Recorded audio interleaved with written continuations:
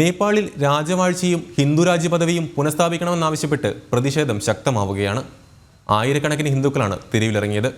പ്രതിഷേധത്തിനിടെ സുരക്ഷാ സേനയുമായി ഉണ്ടായ ഏറ്റുമുട്ടലിൽ 2 ജീവനുകളും പൊലിഞ്ഞു. നേപ്പാളിലെ കാഠ്മണ്ഡുവിലാണ് വലിയ തോതിലുള്ള പ്രതിഷേധം തുടരുന്നത്. വെള്ളിയാഴ്ച സുരക്ഷാ സേനയും രാജഭരണത്തെ അനുകൂലിക്കുന്നവരും തമ്മിലുണ്ടായ ഏറ്റുമുട്ടലിൽ 2 പേർ കൊല്ലപ്പെട്ടു. ഏറ്റുമുട്ടലിൽ പോലീസ് ഉദ്യോഗസ്ഥർ ഉൾപ്പെടെ 100-ലധികം പേർക്ക് പരിക്കേറ്റിട്ടുണ്ട്.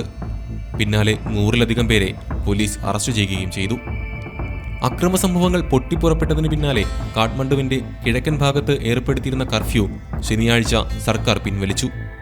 വെള്ളിയാഴ്ച വൈകുന്നേരം 4:25 തലസ്ഥാനത്തിന്റെ പല ഭാഗങ്ങളിൽ അധികൃതർ കർഫ്യൂ ഏർപ്പെടുത്തിയത്.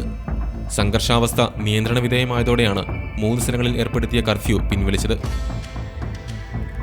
വെള്ളിയാഴ്ചത്തെ പ്രകടനത്തിനിടെ പ്രതിഷേധക്കാർ വീടുകളും മറ്റ് കെട്ടിടങ്ങളും വാഹനങ്ങളും അഗ്നിക്കിരയാക്കി. സുരക്ഷാ വലയം ഭേദിക്കാൻ പ്രതിഷേധക്കാർ ശ്രമിച്ചതോടെ സ്ഥിതിഗതികൾ വഷളായി. പോലീസ് കണ്ണീർവാതകവും റബ്ബർ ബുള്ളറ്റുകളും പ്രയോഗിച്ചു. സംഘർഷത്തിനിടെ പ്രതിഷേധക്കാർ വ്യാപാര സമുച്ചയം, ഒരു ഷോപ്പിംഗ് മാൾ, ഒരു രാഷ്ട്രീയ പാർട്ടി ആസ്ഥാനം, മാധ്യമ സ്ഥാപനത്തിന്റെ കെട്ടിടം എന്നിവയ്ക്ക് തീയിട്ടു. നേപ്പാളിലെ ജനങ്ങൾ വ്യാപകമായ അഴിമതി, വർദ്ധിച്ചുവരുന്ന തൊഴിലില്ലായ്മ, പതിവ് അട്ടിമറികൾ എന്നിവ നേരിടുകയാണ്. ഇതിനു മറുപടിയായാണ് രാജവാഴ്ച പുനഃസ്ഥാപിക്കുന്നതിനും ഹിന്ദുരാഷ്ട്രം സ്ഥാപിക്കുന്നതിനുമുള്ള ശക്തമായ പൊതുജന ആവശ്യം ഉയർന്നു വന്നത്.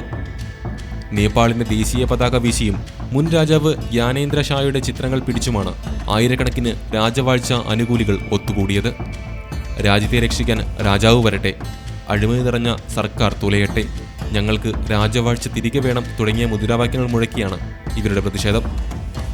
തങ്ങളുടെ ആവശ്യങ്ങൾ നിറവേറ്റിയില്ലെങ്കിൽ വലിയ തോതിലുള്ളതും അക്രമാസക്തമാകാൻ സാധ്യതയുള്ളതുമായ ഒരു പ്രസ്ഥാനമായി പ്രക്ഷോഭം വ്യാപിപ്പിക്കുമെന്ന് പ്രതിഷേധക്കാർ സർക്കാരിന് അന്ത്യശാസനം നൽകി.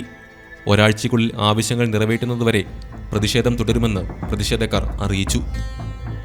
87-കാരനായ നവരാജ് സുബേദിയാണ് ഈ പ്രസ്ഥാനത്തിന് നേതൃത്വം നൽകുന്നത്.